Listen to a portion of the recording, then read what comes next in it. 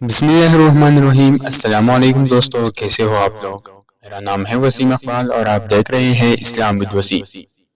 منقول ہے کہ قوم نوح علیہ السلام میں ایک بدبخت بوڑھا تھا جس کا نام قصا تھا۔ اس نے ایک دن اپنے بیٹے جادو کو اپنے پاس بلایا۔ اس نے بیٹے کو وصیت کی کہ دیکھو بیٹا، کبھی بھی نوح کے باتوں میں نہ آنا، بلکہ وہ جہاں نظر آئے اس کو اذیت پہنچانے میں کوئی کسر نہ چھوڑنا۔ یہ ہمارے آباء و جداد اور ہمارے معبودوں کو برا بلا کہتا ہے۔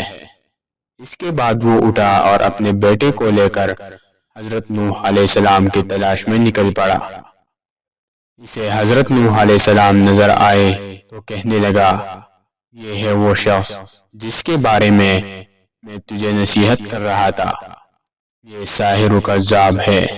اس کے باتوں میں آ کر اپنے مذہب کی تکذیب نہ کرنا اور نہ اپنے باپ دادا کی دین کو کبھی چھوڑنا۔ بدبخت بیٹے نے باپ کی باتیں سنی تو اسی وقت باپ کے ہاتھ سے اس کی لاٹھی پکڑی اور حضرت نوح علیہ السلام کے سر پر دے ماری، جس سے آپ علیہ السلام کا سر مبارک پھٹ گیا اور خون بہنے لگا۔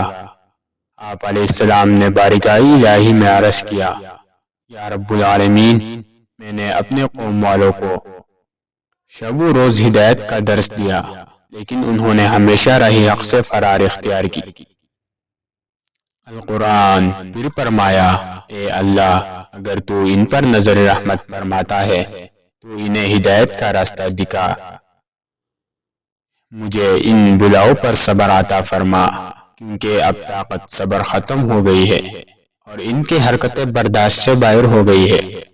کاش مجھے علم ہوتا کہ اس قوم سے کوئی بھی ہدایت پالے گا۔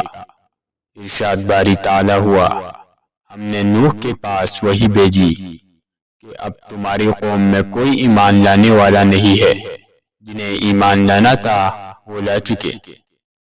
پھر ارشاد باری تعالی ہوا، اے نوح، اب ہدایت پانے والوں میں نہ تو باپ کے صلبوں میں اور نہ ماؤں کے ارحام میں کوئی باقی رہا ہے۔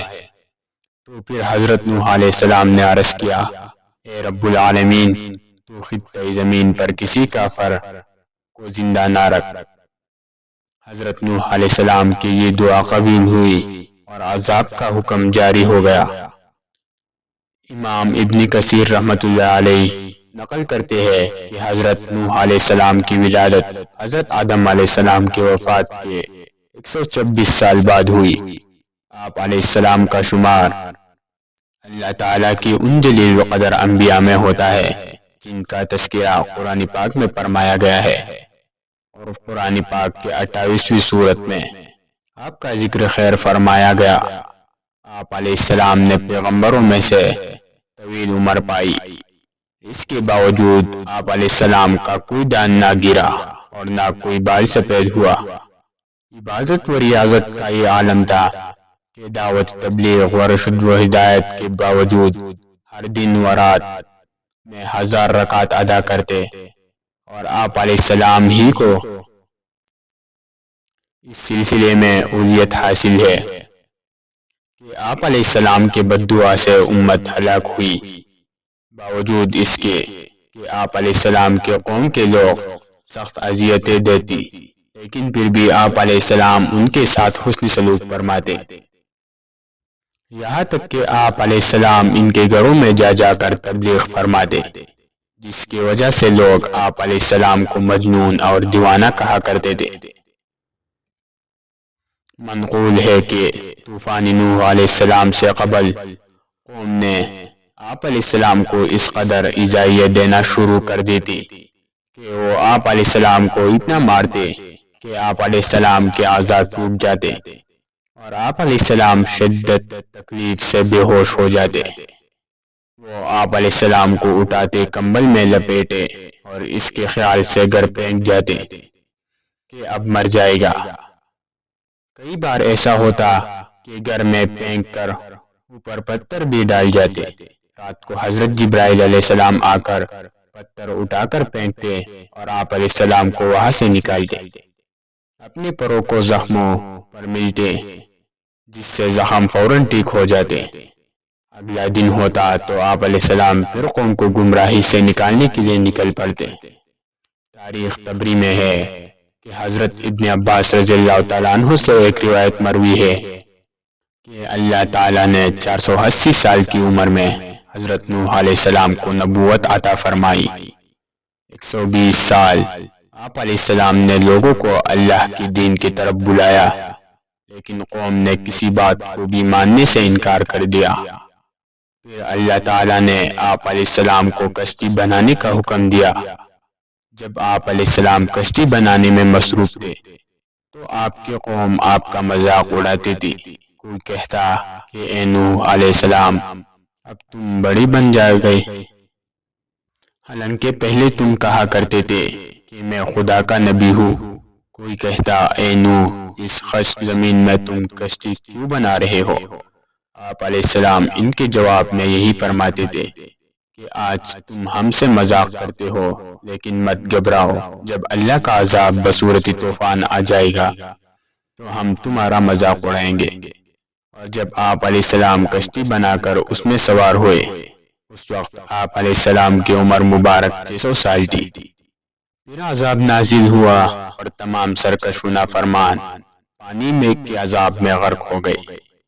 حضرت ابن عباس رضی اللہ تعالیٰ عنہ فرماتے ہیں کہ نوح علیہ السلام نے کشتی کے بعد 350 سال مزید زندہ رہے۔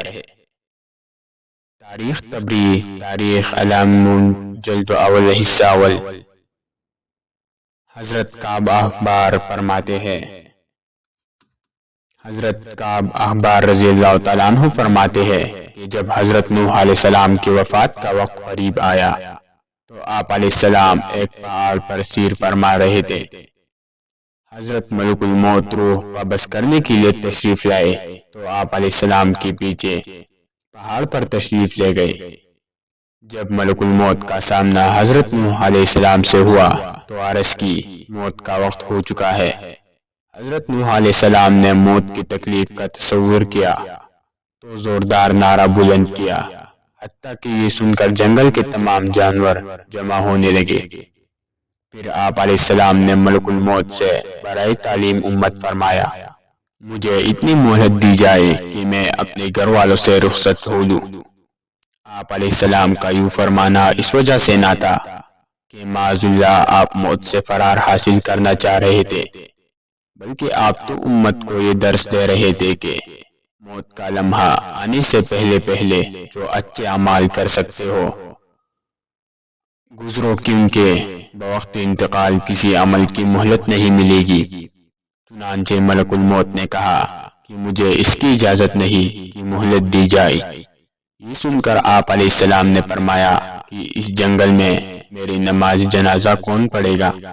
ملک الموت نے کہا ابھی حضرت جبرائیل علیہ السلام ملائکہ کے ایک جماعت کے ساتھ سفر میں ہے جو اسی مقصد کے لیے آ رہے۔ یہ معلوم ہوا تو آپ وعدہ الہی کی تکمیل کے لیے رضامند ہو گئے۔ اسی اثنا میں حضرت جبرائیل علیہ السلام تشریف لائے اور دریافت کیا، اے انبیاء میں سب سے طویل عمر پانے والے آپ علیہ السلام نے دنیا کو کیسا پایا؟ حضرت نوح علیہ السلام نے فرمایا یہ دنیا اس مکان کی مثل ہے جس میں دو دروازے ہو، ایک سے داخل ہوئے اور دوسرے سے نکل گئے۔ اس کے بعد ملک الموت نے آپ علیہ السلام کی روح قبض کر لی۔ چنانچہ فرشتوں نے آپ علیہ السلام کو غسل دیا اور آپ علیہ السلام کی نماز جنازہ پڑھی گئی۔